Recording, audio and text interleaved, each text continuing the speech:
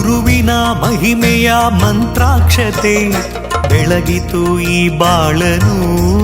ಈ ಗುರುವಿನ ಭಕ್ತಿಯೇ ನಮಗೆಂದು ಶ್ರೀರಕ್ಷೆಯೇ.